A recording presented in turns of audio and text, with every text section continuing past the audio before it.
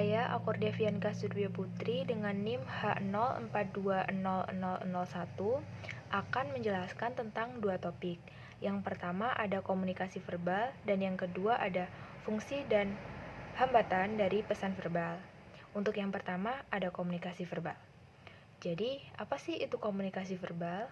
Komunikasi verbal yaitu penyampaian makna dengan menggunakan kata-kata, dapat secara lisan maupun tulisan. Unsur dalam komunikasi verbal itu mencakup kata dan bahasa. Media komunikasi verbal itu terdapat media verbal tradisional dan media verbal yang menggunakan komputer. Media verbal tradisional ini merupakan bentuk komunikasi yang tidak tergantung pada penggunaan komputer. Contohnya, diskusi tatap muka, telepon, memo, dan lain sebagainya. Lalu ada komunikasi melalui media komputer. Bentuk komunikasi ini tergantung pada penggunaan komputer. Contohnya internet, email, voicemail, dan lain sebagainya. Lanjut, ada aspek komunikasi verbal. Untuk aspek komunikasi verbal ini bermacam-macam ya.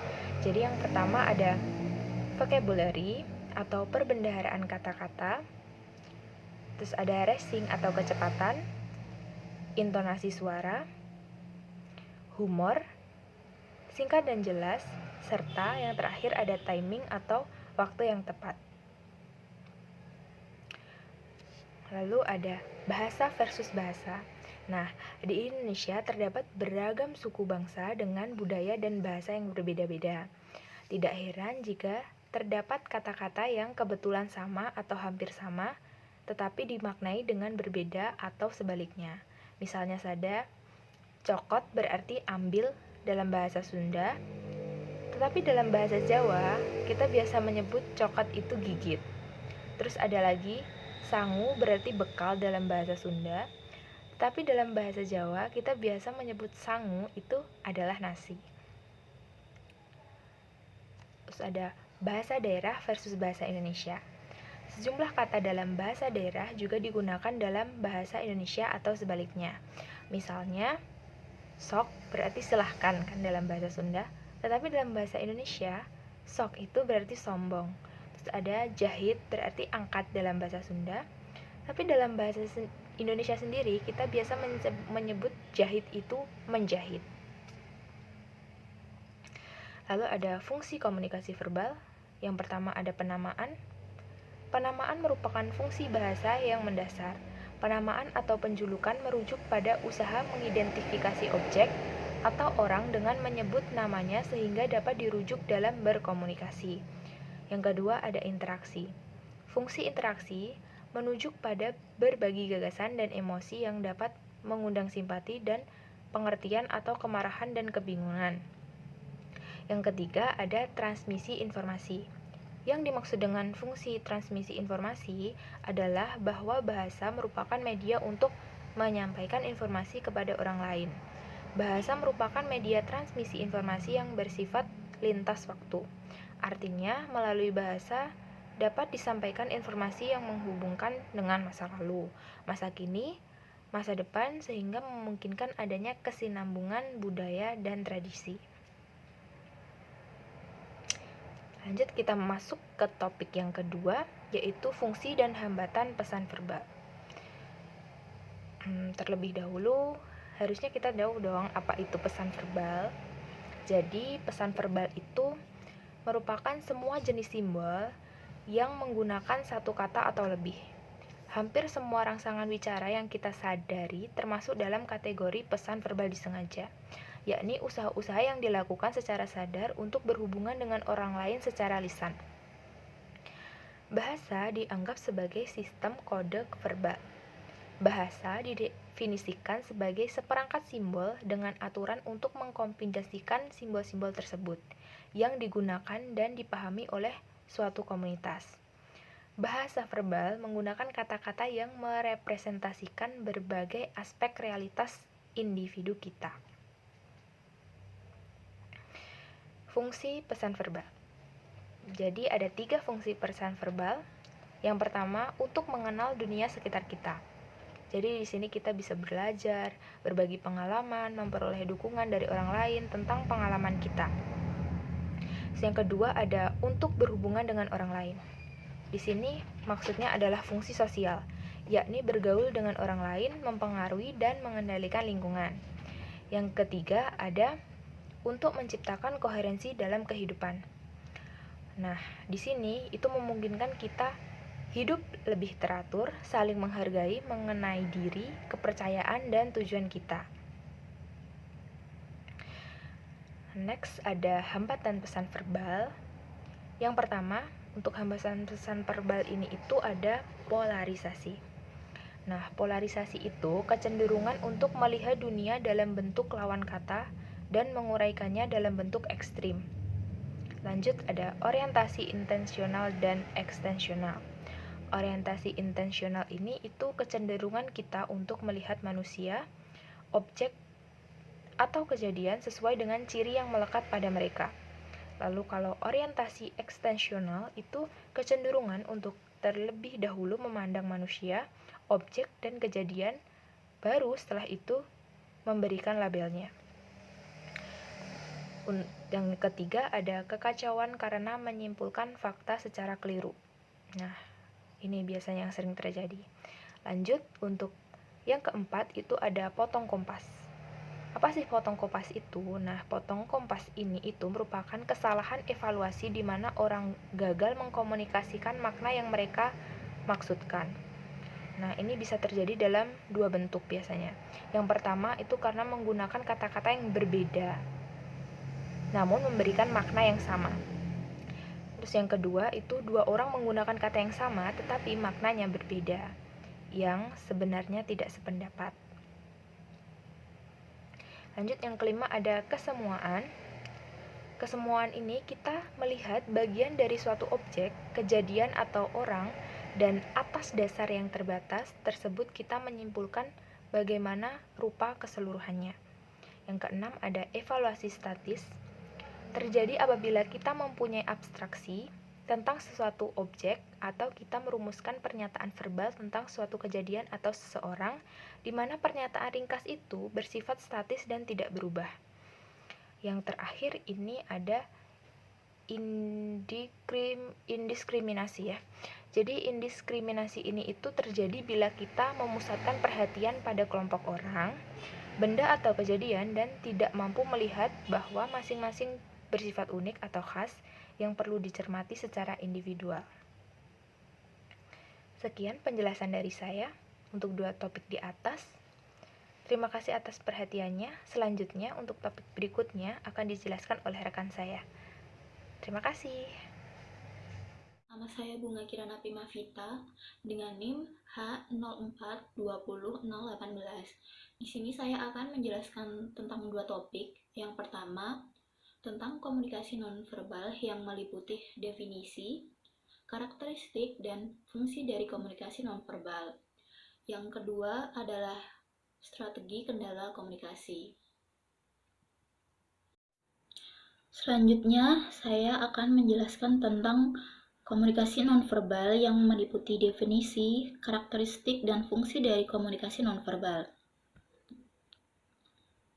Yang pertama adalah pengertian dari komunikasi nonverbal. Komunikasi nonverbal merupakan komunikasi yang dilakukan secara umum yang sengaja dikirimkan serta diinterpretasikan sesuai dengan tujuannya dengan adanya umpan balik dari penerima. Bentuk komunikasi nonverbal dapat melalui bahasa tubuh seperti gerakan tubuh ataupun sentuhan. Gerakan tubuh dapat melalui ekspresi wajah, isyarat, ataupun kontak mata yang digunakan untuk menggantikan suatu kata. Sedangkan sentuhan merupakan bentuk komunikasi nonverbal seperti bersalaman, pukulan, menganggukkan kepala, ataupun menggelengkan kepala. Selanjutnya adalah karakteristik komunikasi nonverbal.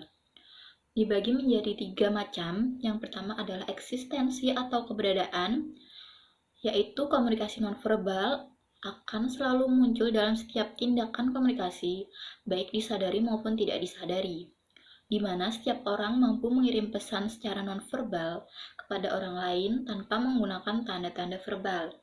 Yang kedua adalah sifat ambiguitas, yang memiliki arti ada banyak kemungkinan penafsiran terhadap setiap perilaku. Sifat ambigu ini sangat penting bagi penerima untuk menguji setiap interpretasi sebelum sampai pada kesimpulan tentang makna dari suatu pesan nonverbal tersebut. Yang ketiga adalah terikat kultur budaya, yaitu perilaku-perilaku yang memiliki makna khusus dalam satu budaya yang akan mengekspresikan pesan-pesan yang berbeda dalam ikatan kultur yang lain.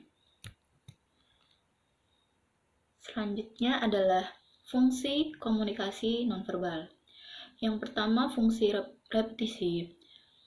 Fungsi repetisi merupakan salah satu fungsi dari pesan nonverbal untuk mengulang kembali pesan yang telah disampaikan secara verbal, sehingga terdapat kejelasan suatu makna dari pesan yang disampaikan. Yang kedua ada substitusi. Substitusi merupakan fungsi pesan nonverbal yang digunakan sebagai pengganti lambang verbal. Yang ketiga adalah kontradiksi. Kontradiksi merupakan fungsi nonverbal yang digunakan untuk menolak pesan verbal atau memberi makna yang lain terhadap pesan verbal tersebut. Yang keempat ada komplement. Komplement merupakan fungsi nonverbal yang digunakan untuk melengkapi dan memperkaya makna dari pesan nonverbal tersebut. Yang terakhir adalah aksentuasi. Aksentuasi merupakan fungsi nonverbal sebagai penegas pesan verbal. Contohnya, saat kita sedang marah, kita dapat mengungkapkan suatu kata dengan nada bicara yang tinggi, ataupun dapat memukul meja atau benda lain yang ada di sekitar kita. Demikian penjelasan dari saya. Selanjutnya, saya akan menjelaskan tentang strategi kendali komunikasi. Yang pertama adalah pengertian dari strategi komunikasi. Adalah suatu strategi yang mengalami proses uji coba yang sederhana dalam proses komunikasi. Suatu strategi kendali komunikasi yang berhasil diterapkan di suatu lingkungan menjadi tidak cocok apabila diterapkan pada lingkungan yang berbeda. Oleh karena itu, komunikator bisa saja meninggalkannya atau disimpan untuk digunakan di lain kesempatan. Selanjutnya adalah macam-macam strategi kendali komunikasi. Yang pertama ada wortel teruntai. Berisikan tentang pemberian imbalan oleh komunikator yang diberikan pada pihak lain. Tujuannya adalah agar komunikator dapat meningkatkan probabilitas untuk memperoleh respon yang diinginkan dengan pemberian imbalan. Yang kedua ada pedang teruntai. Didasarkan pada asumsi bahwa komunikator akan mengulang perilaku yang menyebabkan diberinya imbalan. Strategi ini juga merupakan hukuman, di mana seorang komunikator bisa menghukum pihak lainnya supaya pihak tersebut dapat mengurangi atau membatasi perilaku-perilaku yang tidak disukai oleh komunikator. Yang ketiga ada katalisator, di mana katalisator ini komunikator mencoba memancing respon yang ia inginkan. Komunikator sekedar mengingatkan kepada yang bersangkutan akan suatu tindakan atau perbuatan yang agaknya bisa diterima dan diinginkan oleh yang bersangkutan. Metode ini bergantung pada keefektifan menjadikan individu berperilaku dengan cara berinisiatif diri tanpa memberikan imbalan atau hukuman. Yang keempat ada kembar siam, di mana strategi ini digunakan terhadap hubungan yang sudah terbentuk dengan baik antara komunikator dengan cara mereka yang selalu bersama-sama. Strategi ini bukan untuk menciptakan suatu hubungan yang diinginkan, melainkan merupakan hasil dari semacam hubungan yang sudah ada atau sudah terbentuk. Karenanya adanya ketergantungan satu sama lain untuk mendapatkan kepuasan pribadi. Yang terakhir ada dunia khayal. Strategi dunia khayal ini biasanya mengandalkan pada ilusi atau khayal pada perasaan-perasaan yang timbul sendiri. Hayalan-hayalan ini dapat memberikan semacam ketenangan dari perasaan cemas, akan tetapi memiliki dasar realitas yang tidak seberapa dan tidak cukup untuk menggantikan kendali yang sebenarnya. Strategi khayalan ini tidak mampu untuk menerima batasan-batasan kemampuan sendiri untuk memperoleh respon yang diinginkan. Saya Iva Chandra Oktavira, NIM H04200039 dari kelas PKPA akan menyampaikan sedikit materi mengenai bentuk-bentuk komunikasi nonverbal dan bentuk-bentuk hubungan interpersonal. Yang pertama, saya akan membahas mengenai bentuk-bentuk komunikasi nonverbal. Menurut Udayana, salah satu ilmuwan komunikasi nonverbal merupakan salah satu proses penciptaan atau pertukaran pesan yang tidak menggunakan kata-kata, seperti komunikasi menggunakan gerak tubuh, sikap, kontak mata, ekspresi muka, kedekatan jarak, maupun juga menggunakan sentuhan. Bentuk-bentuk komunikasi nonverbal diantaranya ada visual, sentuhan, gerakan tubuh, lingkungan, cara berpakaian, penciuman, dan juga cita rasa. Yang pertama adalah komunikasi visual. Komunikasi visual merupakan salah satu bentuk komunikasi yang digunakan untuk menyampaikan pesan berupa gambar, grafik, simbol, ataupun lambang.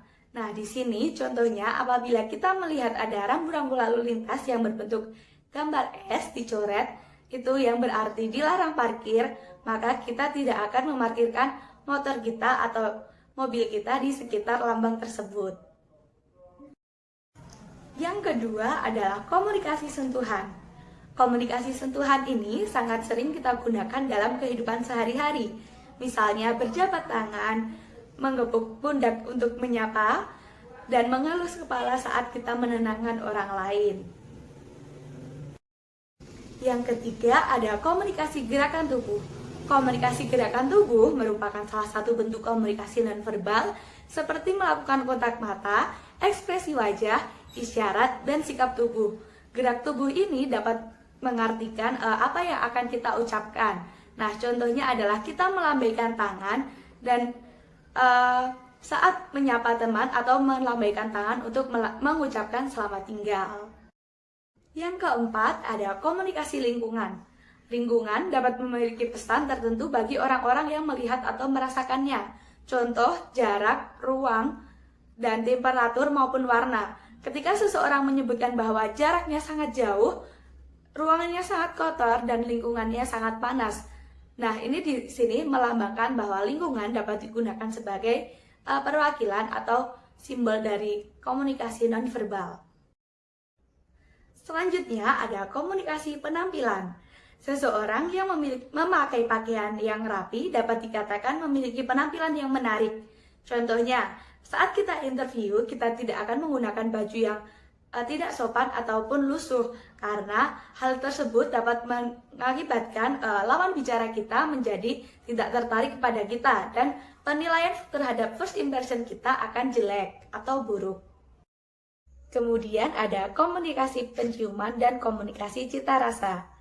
Komunikasi penciuman sendiri merupakan salah satu bentuk komunikasi di mana penyampaian suatu pesan atau informasi melalui aroma yang didapat melalui hirupan oleh indera penciuman. Misalnya, aroma bunga ini sangat semerbak. Selanjutnya ada komunikasi cita rasa. Komunikasi cita rasa merupakan salah satu bentuk komunikasi di mana dalam penyampaian suatu pesan atau informasi melalui cita rasa, makanan atau minuman yang telah dirasakan oleh indera pengecap. Nah, contohnya, seseorang tidak akan mengatakan bahwa makanan atau minuman ini lezat, enak, manis tanpa seseorang tersebut telah memakan atau meminumnya. Sekian bentuk-bentuk komunikasi nonverbal yang dapat saya sampaikan. Nah, di sini ada satu pertanyaan yang sangat penting. Apakah komunikasi nonverbal hanya dapat dilakukan secara langsung? Jawabannya adalah tidak. Komunikasi nonverbal juga dapat dilakukan secara virtual melalui telepon. Nah, di sini bentuk komunikasi nonverbal yang sering terjadi adalah dengan intonasi. Nah, apabila lawan bicara kita mulai menjawabnya dengan intonasi yang rendah, dan tempo yang cukup lama, di situ artinya lawan bicara kita sudah mulai tidak tertarik dengan topik pembicaraan yang kita bahas. Nah, salah satu contohnya lagi ada dengan menggunakan kata-kata itu berarti bahwa lawan bicara kita sudah mulai bosan dengan topik pembicaraan atau tidak tertarik dengan topik pembicaraan yang kita bicarakan. Seperti itu. Nah, selanjutnya saya akan membahas mengenai bentuk-bentuk hubungan interpersonal. Menurut Suwarno dan Mainano tahun 2009, hubungan interpersonal adalah hubungan yang terdiri atas dua orang atau lebih yang memiliki ketergantungan satu sama lain dan menggunakan pola interaksi yang konsisten. Bentuk-bentuk hubungan interpersonal yang akan kita bahas di sini antara lain ada zero kontak, saling menyadari, kontak permukaan, dan juga mutualitas. Yang pertama adalah zero kontak. Bentuk hubungan interpersonal ini mengacu pada kondisi di mana dua atau lebih individu tidak saling mengenal sama sekali, namun saling mengamati. Misalnya, Adit dan Rani berpapasan di person stasiun. Adit dan Rani sama-sama saling mengamati keduanya, namun tak saling mengenal dan tidak saling bertegur sapa. Yang kedua adalah saling menyadari.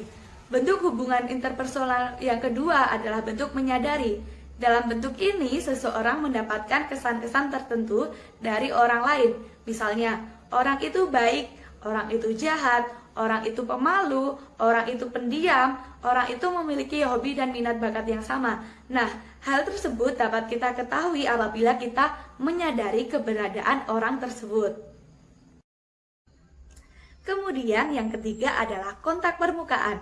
Nah, hubungan interpersonal ini sering kita sebut dengan basa-basi, di mana dua orang atau lebih mulai menyadari untuk mengangkat suatu topik ringan dalam berinteraksi, misalnya dengan menanyakan kabar atau hanya sekedar bertanya arah. Nah, di dalam hubungan ini interaksi sosial sudah mulai terjalin, namun tidak dalam, hanya sebatas basa-basi saja. Yang keempat atau terakhir adalah mutualitas. Nah, di dalam mutualitas ini masing-masing orang akan saling terikat dan mulai nyambung obrolannya. Ada beberapa syarat yang harus dipenuhi untuk menjalin suatu hubungan interpersonal mutualitas. Di antaranya yang pertama, terdapat interaksi sosial yang berkelanjutan dan memiliki frekuensi yang tinggi. Misalnya, kita terus-menerus berinteraksi selama beberapa jam atau beberapa hari. Kedua, bentuk hubungan interpersonal yang mulai muncul dapat melibatkan berbagai macam bentuk kejadian yang misalnya dalam kita mengikuti sesuatu acara. Misalnya kita dapat mengikuti party bersama dengan teman-teman atau hanya sekedar menggunakan angkutan umum bersama-sama. Nah, kemudian yang terakhir ada hubungan interpersonal harus saling mempengaruhi secara kuat antara individu dengan individu lain. Hal ini juga akan memacu emosional yang kuat. Sekian dari saya, apabila banyak kesalahan mohon dimaafkan. Selanjutnya akan dilanjutkan oleh teman saya.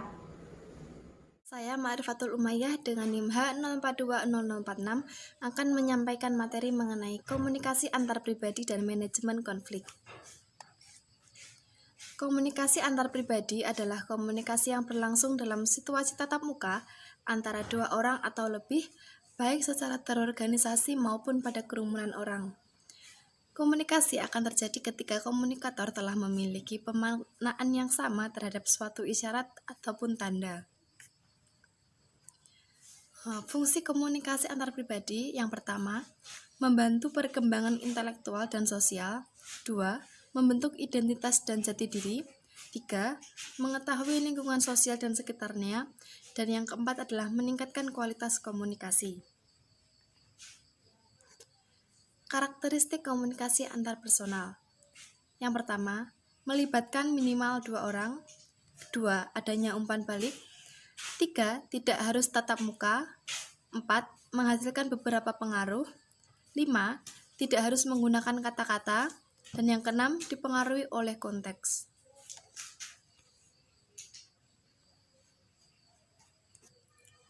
Selanjutnya ada manajemen konflik.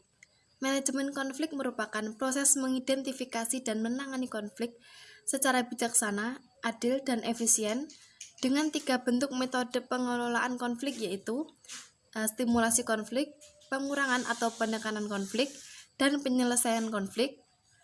Pengelolaan konflik membutuhkan keterampilan seperti berkomunikasi yang efektif, pemecahan masalah, dan bernegosiasi. Tujuan dari manajemen konflik adalah yang pertama, untuk mencegah terjadinya gangguan terhadap anggota organisasi. 2. Untuk meningkatkan kreativitas anggota organisasi. Dan yang ketiga adalah untuk membangun rasa saling menghormati antar sesama anggota. Selanjutnya ada strategi manajemen konflik. Yang pertama ada pengenalan, kedua diagnosis, ketiga menyepakati solusi, yang keempat adalah pelaksanaan, dan yang terakhir adalah evaluasi.